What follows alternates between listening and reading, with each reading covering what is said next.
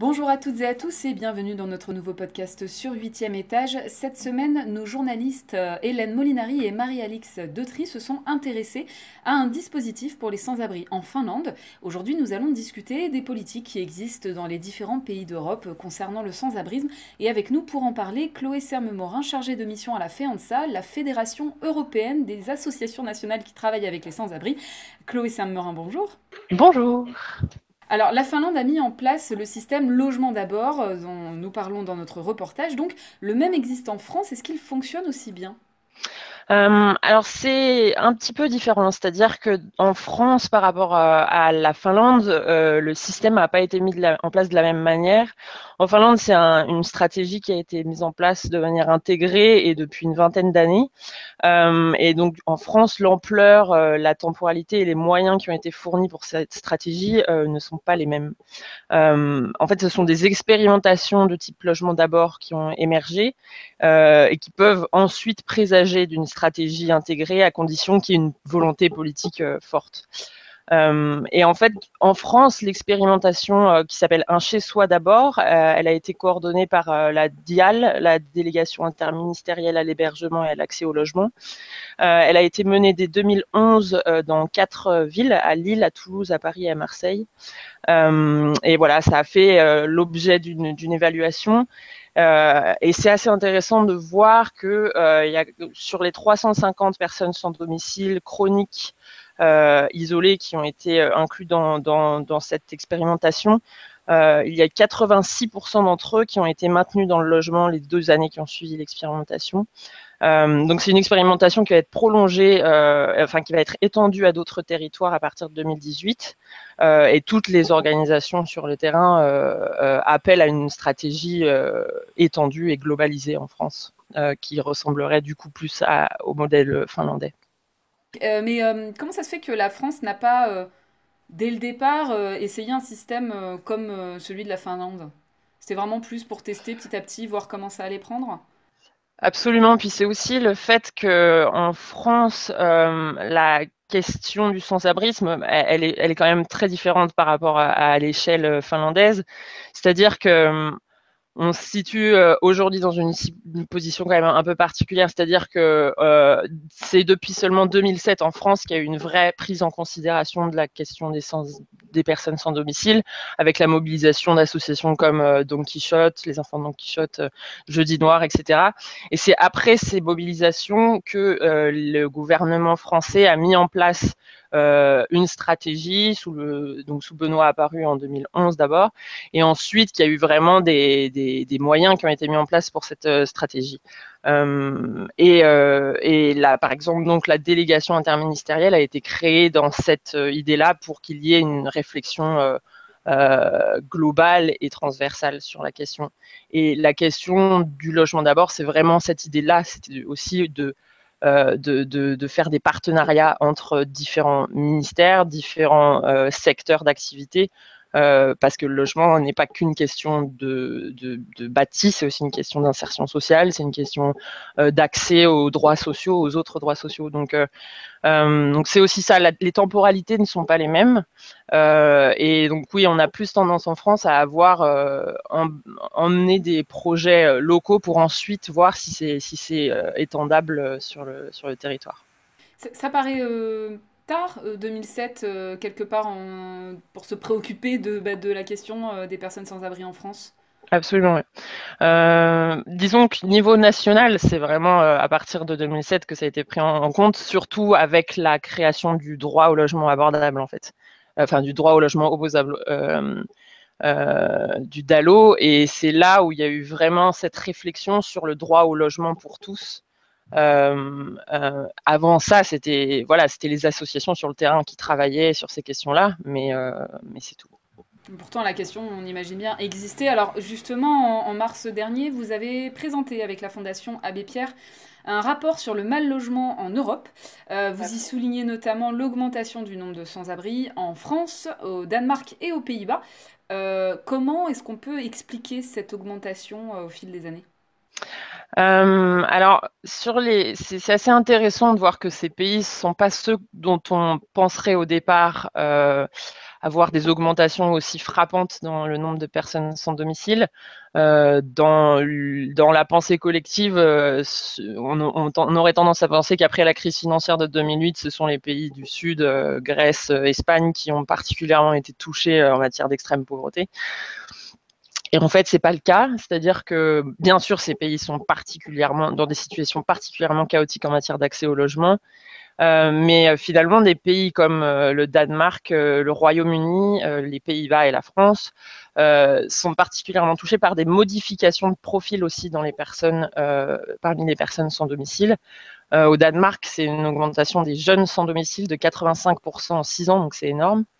Et aussi des profils aussi donc des femmes et des familles qui sont de plus en plus confrontées à l'exclusion au logement et au mal logement. Et ça, on l'explique entre autres par la précarisation croissante suite à la crise économique. On l'explique aussi dans certains pays par des coupes budgétaires dans certaines allocations et certaines aides au logement. Au Royaume-Uni et au Danemark, ça a particulièrement touché les jeunes. Et on l'explique par le manque de logements abordables, tout simplement, et par un marché du logement qui est de plus en plus excluant et dont les politiques ne répondent pas à ce besoin de logement abordable qui est de plus en plus prégnant. En France, on manque de logements très sociaux et c'est quelque chose sur lequel il faudrait agir de toute urgence. On peut peut-être rappeler actuellement en France le nombre de personnes sans abri? On est à 141 500 personnes sans domicile comptées par l'INSEE en 2012. C'est-à-dire que l'INSEE fait des recensements tous les 10 ans. Donc c'est l'INSEE, les chiffres de l'INSEE, à savoir que la Fondation Abbé Pierre essaye de faire un suivi un peu plus régulier, mais avec des données diverses et variées. Et la Fondation Abbé Pierre estime le nombre de mal logés, c'est-à-dire dans des situations de mal logement, à 4 millions en France aujourd'hui. D'accord, oui, parce qu'effectivement, ça inclut, on parle des personnes sans abri, mais on imagine bien toutes les personnes qui vivent aussi dans des logements insalubres ou autres qui pourraient. Absolument, absolument. Et alors, ben justement, est-ce qu'il y a des idées, des choses qui ressortent pour essayer d'enrayer cette augmentation et ce nombre de personnes en mal logement? Oui, absolument. Alors nous, on essaye beaucoup de travailler sur les questions des solutions systémiques. Alors on est bien sûr, on travaille énormément sur la question étendre le système logement d'abord et l'adapter à des contextes locaux parce que c'est clairement un système qui a marché en Finlande et qui marche là où il est expérimenté dans les villes françaises, par exemple. Donc, c'est déjà quelque chose qui nous paraît important. Et ensuite c'est aussi la question d'avoir des solutions diverses selon les profils des personnes et adaptées à leurs besoins. C'est-à-dire que il faut avoir non seulement du logement très social, il faut avoir du logement en intermédiation locative, par exemple, récupérer du logement sur le parc privé à des fins de logement abordable. C'est quelque chose qui se développe en France depuis quelques années, donc c'est quelque chose qui est intéressant. Il y a plein de possibilités, c'est-à-dire qu'on a aussi les coopératives d'habitants qui peuvent être des solutions très intéressantes. Depuis peu, il y a aussi un, un décret qui a été passé concernant les offices fonciers, les organismes fonciers solidaires. L'idée, c'est de reprendre un modèle qui s'appelle les Community Land Trusts, qui a été développé dans différents pays, États-Unis, Belgique, Royaume-Uni, par exemple. Ce sont des organismes qui permettent une accession abordable à la propriété et grâce à des clauses antispéculatives, permettent de sortir le logement du marché normal et d'en faire un logement abordable de génération en génération. Et ça, il y a un décret qui est passé en France il n'y a pas longtemps et c'est une vraie avancée parce que ça peut être vraiment des choses très intéressantes pour remettre du logement abordable de longue durée sur le marché. Alors justement, hein, vous avez vraiment une vision sur l'ensemble de l'Europe. Est-ce qu'on peut avoir une idée de la France? Où est-ce qu'elle se situe au niveau européen sur la question du sans-abrisme? Alors sur la question du sans-abrisme en tant que tel, c'est compliqué de comparer. C'est-à-dire que les chiffres ne sont pas les mêmes, les définitions ne sont pas les mêmes, la qualité des données n'est pas la même, la temporalité. Donc c'est très compliqué de comparer les pays en fonction du nombre de sans-abri. En revanche, on essaye, nous, avec la Fondation Abbé Pierre, sur notre rapport et sur notre suivi du mal logement en Europe, d'avoir donc une vision plus globale sur le mal logement. Et on fait un index chaque année depuis 2 ans maintenant. Et la France se situe au milieu, c'est-à-dire qu'elle est pour 2016, elle est 10e dans ce logement et dans ce classement. Et c'est un classement qui se base sur 5 indicateurs concernant les coûts du logement, le surpeuplement, les arriérés immobiliers, les impayés immobiliers, la température, la capacité à garder une température adéquate du logement. Et voilà, donc ce sont des indicateurs un peu voilà, divers qui permettent d'avoir une vue européenne. Et la France, si elle a un marché du logement, enfin un parc de logement social qui permet d'avoir quand même une situation pas trop catastrophique, surtout que ce parc a permis, par exemple, après la crise financière, quand certains pays comme l'Espagne ou la Grèce, qui sont des pays très propriétaires, avaient des énormes problèmes d'accès au logement et des pans entiers du parc qui étaient soumis aux expulsions. La France a quand même cette sécurité du logement social et qui est une énorme qualité. Mais en même temps, il y a quand même des questionnements en matière d'insalubrité, entre autres, de surpeuplement et de coût du logement en France. Et c'est pour ça que cette position de 10e voilà, est un peu un milieu qui laisse présager qu'on pourrait faire beaucoup mieux. Après, on sait qu'en France, effectivement, il y a des exigences en termes de nouvelles constructions, hein, qu'il faut qu'il y ait un taux de logements sociaux justement pour augmenter ce parc. Alors, vous avez cité, bon, du coup, on connaît effectivement ce dispositif, euh, le chez soi d'abord, hein, c'est ça, je crois. Un chez soi d'abord, absolument. Ouais. Le chez soi d'abord. Est-ce qu'il y a d'autres politiques notables comme ça qu'on peut citer sur la question du sans-abrisme en France?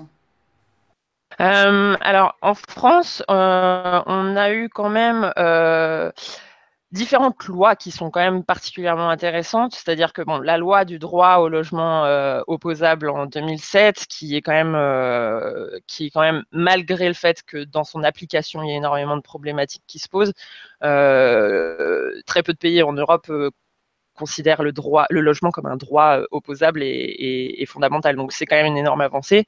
Et puis on a eu la loi égalité et citoyenneté récemment qui a justement étendu cette question de mettre à disposition des personnes sans domicile des logements sociaux. Ensuite, du coup, finalement, la délégation interministérielle au logement a lancé une politique nationale de logement d'abord. C'est juste qu'elle n'a pas assez de moyens encore et qu'elle a été lancée il y a peu de temps et que les résultats sur le long terme sont encore difficiles à voir. Après, très récemment, la nomination du gouvernement, on n'a plus de logement, de ministère du logement en tant que tel. On est intégré au ministère de la cohésion des territoires. Ça pose question, c'est-à-dire que est-ce que ça va permettre de travailler en transversalité? Peut-être. Ça veut dire qu'il faut mettre les moyens et il faut des moyens pour ce genre de politique. Ou est-ce que ça va affaiblir et fragmenter l'action politique sur ces questions-là? Et c'est un vrai objet d'inquiétude pour les associations sur le terrain. Et puis j'imagine que pour le moment, vous êtes dans l'attente avant de voir ce que concrètement ça va signifier. Absolument, oui.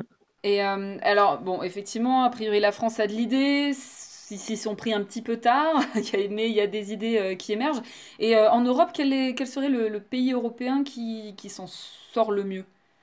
Je pense que votre article sur la Finlande est particulièrement bon et particulièrement voilà, explique très bien ce succès-là. C'est-à-dire que à part la Finlande en Europe, aucun pays n'a mis ça en place, donc aucun pays n'arrive à se sortir de cette situation qui est une urgence sociale réellement, c'est-à-dire que les tendances sont alarmantes. Et c'est grâce à cette stratégie intégrée qui a été mise en place sur le long terme avec des moyens et puis avec une coalition de volonté des acteurs politiques, des acteurs associatifs, des acteurs du logement, de la santé. Voilà, c'est grâce à ça que ça a marché en Finlande. Et bon, voilà, il y a eu une baisse de 20 000 personnes sans domicile dans les années 90 à aujourd'hui 6 600 personnes sans domicile en Finlande. Donc l'efficacité est très, très évidente. Et pourquoi, du coup, on peut voir apparaître ce genre d'initiative qui fonctionne? C'est vraiment finalement juste une question de personne, une question de volonté? Ça tient qu'à ça? Ça s'appuie énormément sur cette question de volonté politique et sur cette question de coalition. C'est-à-dire que c'est pas qu'une seule volonté qui va compter, c'est aussi des volontés collectives. C'est aussi la capacité à trouver des acteurs auxquels on n'aurait pas pensé au départ et qui peuvent contribuer à ce genre de politique. Et entre autres, voilà, les acteurs du secteur de la construction en France serait très important à intégrer dans ce genre de politique. C'est une question de moyens aussi, évidemment, c'est-à-dire qu'on a besoin de moyens financiers pour subventionner de la construction de logements abordables et pour aussi financer l'accompagnement des personnes les plus vulnérables et qui ont les besoins les plus complexes. Oui, ce que j'allais dire, effectivement, c'est pas juste la question du logement, c'est aussi, il y a tout un accompagnement derrière. Justement, est-ce qu'on a une idée en France du nombre de personnes qui ont pu être réhabilitées, on va dire, via ces systèmes-là de chez soi d'abord Alors du coup, sur la question de l'expérimentation du chez soi d'abord, comme je disais tout à l'heure, donc ça avait concerné 350 personnes sans domicile sur les 4 villes, Lille, Toulouse, Paris et Marseille. Et 86% d'entre elles ont été maintenues dans le logement sur les 2 ans qu'ont suivi l'expérimentation. Après, au-delà de ça, on a très peu de données. C'est assez compliqué d'avoir des données sur ces questions. On a quand même aussi en France le suivi de l'application du droit au logement opposable. Depuis 2007, c'est 123 000 ménages qui ont retrouvé un logement grâce au droit au logement opposable. En revanche, il y a toujours 60 000 ménages qui sont en attente de logement dans ce processus-là. Et il y a certains qu'on appelle les naufragés du droit au logement opposable qui sont en attente depuis plus de 6 ans. Donc c'est quand même un processus qui est très complexe et qui a des applications très différentes selon les territoires, d'où l'importance du suivi et voilà, et des différents processus de suivi. Ouais. Oui, et puis du coup, j'imagine que bon, les profils sont tous relativement différents, donc il faut aussi étudier selon chacun. Tout à fait, oui. C'est tout. Oui. C'est tout le problème. Et alors bon, on parlait de la Finlande comme pays qui s'en sortait le mieux en Europe. Quel serait du coup le plus mauvais élève, on va dire? Donc, plus mauvais élève, c'est très compliqué pour moi en tant qu'embauché de la FEANSA, parce qu'on représente tous nos membres dans toute l'Union européenne. Les pratiques sont très différentes selon les pays et cette approche innovante par le logement, au lieu d'avoir une approche par étapes, voilà, c'est pas non plus étendu partout en Europe. Donc, je pense que ce qu'on peut en revanche dire, c'est que la situation est particulièrement catastrophique à cause des conséquences de la crise financière et à cause des conséquences de l'absence de politique de prise en charge des personnes sans domicile en Grèce, entre autres. C'est-à-dire qu'en Grèce, aujourd'hui, on a pratiquement la totalité des ménages pauvres, donc en dessous du seuil de pauvreté, qui dépensent plus de 40% de leurs revenus dans le logement. C'est-à-dire leur sécurité est mise à mal par les dépenses de logement, et c'est quasiment la totalité des ménages pauvres. Et on peut, voilà, je vous invite à regarder notre rapport là-dessus, c'est-à-dire que tous les tous les indicateurs sont vraiment au rouge en Grèce en ce qui concerne le mal logement. Et là, pour le coup, c'est clairement aussi une question de précarisation et des conséquences des politiques d'austérité en Grèce, quoi. Et là, la solution, elle doit venir forcément du gouvernement de la Grèce, ou est-ce que l'Europe peut intervenir, peut donner un coup de main là-dessus? Comment ça peut se passer? Bah là où la question est très compliquée pour la Grèce, c'est que c'est quand même l'eurozone et l'Europe qui met en place les Memorandum of Understanding et les politiques austéritaires. À savoir qu'après, en Grèce, les associations sur le terrain, il y a un de nos membres, Praxis, qui essaye vraiment de mettre en place, avec les moyens qui leur sont alloués aussi via les politiques austéritaires, qui ont quand même un minimum de budget alloué au social. Ils essayent de mettre en place certaines politiques de logement d'abord depuis peu. Et je discutais hier avec un collègue grec qui apparemment disait que depuis 3-4 ans, la question des sans-domicile était prise en compte de par l'obligation à prendre cette question en compte, étant donné que tout le monde y est confronté plus ou moins à un moment donné à la précarisation dans le logement. Donc voilà, donc en fait, je pense que les acteurs de terrain cherchent vraiment à se mobiliser collectivement là-dessus. Après, bien sûr que sans soutien du gouvernement et avec des politiques européennes qui cassent complètement les politiques sociales, ça ne peut pas marcher, quoi. Donc c'est une question, voilà, d'arriver à mettre tout le monde autour de la table et à mettre tout le monde au travail sur cette question.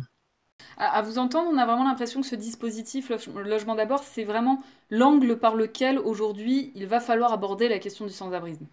En fait, disons que le logement d'abord en tant que tel qu'il est labellisé, c'est un dispositif parmi tant d'autres qu'il faut mettre en avant. Mais là où nous, on essaye de se positionner, c'est sur la question qu'il faut prendre le logement comme la première étape avant toute chose. C'est-à-dire que, et c'est pour ça que l'appellation logement d'abord parle énormément, c'est-à-dire que sans logement, il n'y a pas d'accès au reste des droits sociaux. C'est-à-dire que donc c'est là où on essaye aussi de se positionner et il y a plusieurs institutions et partenaires qui commencent vraiment à comprendre ce changement de paradigme. C'est-à-dire que même les Nations Unies, on a une partenaire, Leilani Farah, qui est la rapporteure spéciale des Nations Unies au droit au logement, qui en ce moment essaye vraiment de travailler sur la question de la financialisation du logement et du fait que le logement ne doit plus être un produit d'investissement commercial, mais doit être considéré comme un droit fondamental qui est la porte pour l'accès au reste des droits sociaux. Alors justement, ce dispositif, il nous vient des États-Unis. C'était Housing First. Est-ce qu'on a une idée justement du bilan, du succès éventuellement que ça a rencontré là-bas? Oui, alors il y a des estimations, je les aurais pas en tête maintenant, mais c'est Sam Chamberis, le créateur de Housing First aux États-Unis, a vraiment travaillé aussi sur le scaling up, sur étendre ce processus-là, non seulement au Canada et en Europe. Et il a pu faire ce processus-là parce qu'il avait des résultats particulièrement probants aux États-Unis. Et puis, c'est un succès aussi qui a été possible grâce au fait que ça a été inclus dans les politiques fédérales aux États-Unis sous le gouvernement Bush et sous le gouvernement Obama. Après, Housing First aux États-Unis, c'est vraiment ciblé sur les personnes ayant des problèmes de santé mentale ou psychique. Donc, c'est-à-dire que c'est aussi ça, c'est-à-dire que le logement d'abord, ça peut avoir des définitions très différentes selon les pays et les contextes nationaux.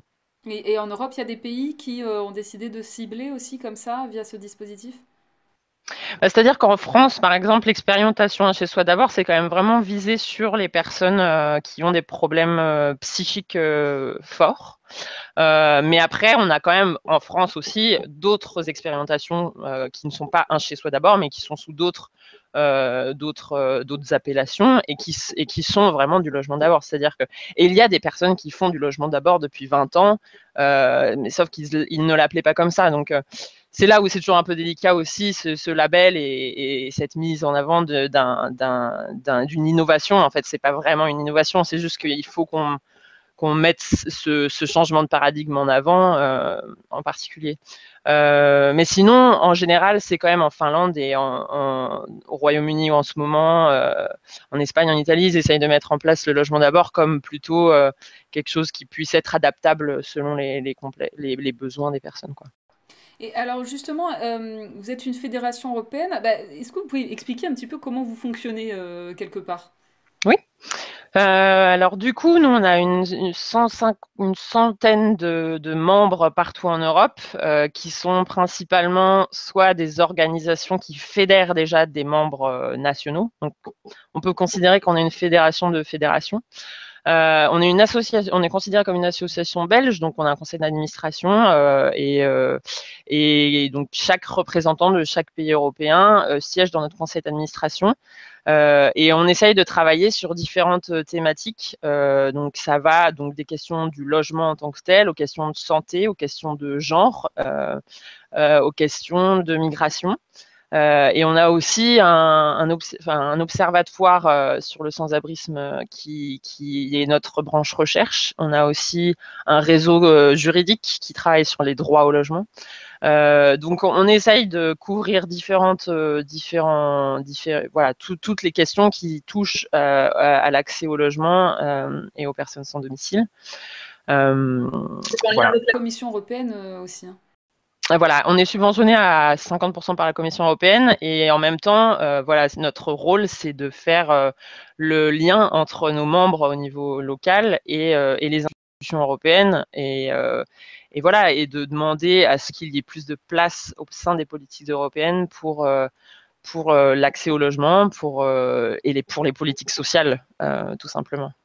Donc c'est une manière quelque part d'essayer d'uniformiser en tout cas les pays au niveau européen sur ces questions-là, d'inciter tout le monde à se mettre sur ces dispositifs, mais aussi de s'adresser directement à l'Europe en demandant, c'est un peu, vous êtes entre les deux quoi. Enfin, ouais, tout à fait, c'est ça.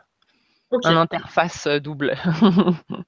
Ok, très bien. Bah écoutez, merci beaucoup en tout cas d'avoir pris le temps de nous expliquer tout ça et d'avoir participé à ce podcast. Merci à vous. Et quant à tous nos internautes, je vous dis donc à la semaine prochaine pour un nouveau podcast sur 8e étage.